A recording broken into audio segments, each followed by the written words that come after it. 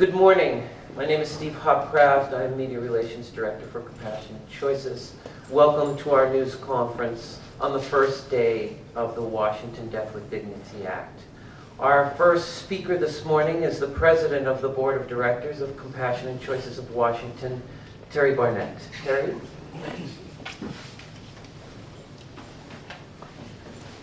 Thank you all for being here today.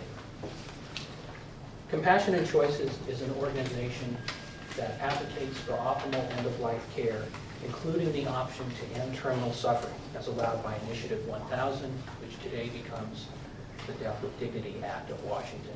Initiative 1000 passed with one of the highest passage rates of any initiative in the history of our state. This law was needed because too often, when doctors reach the limit of their ability to treat disease, patients have had to suffer until they died. Sometimes they judge their suffering to be worse than death.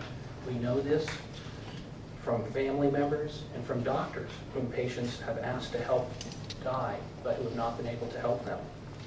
The Death with Dignity Act removes the cloud of criminality from doctors who would discuss and act on requests for aid in dying. The Act allows terminally ill people to die peacefully on their own terms, if that is their decision. The Act will help many terminally ill people keep living.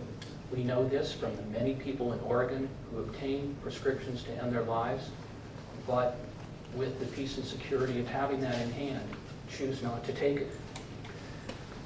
We also know, by the way, that in 2008 in Oregon, 22 violent suicides outside the law were avoided by people being able to access death with dignity under the Oregon law.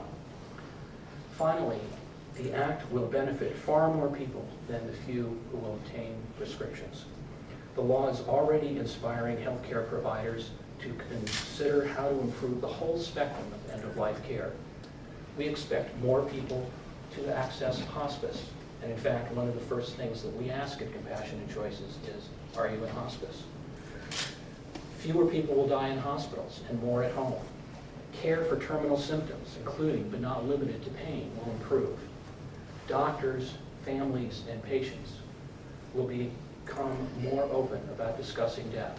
We know these things will happen. We expect they'll happen because they have in Oregon during the 10 years of the Death with Dignity law there. All of these have happened in Oregon because of the Death with Dignity Act. For many years, Compassionate Choices has helped people cope with burdens of terminal illness. We look forward to continuing to do this under the Death with Dignity Act. Thank you.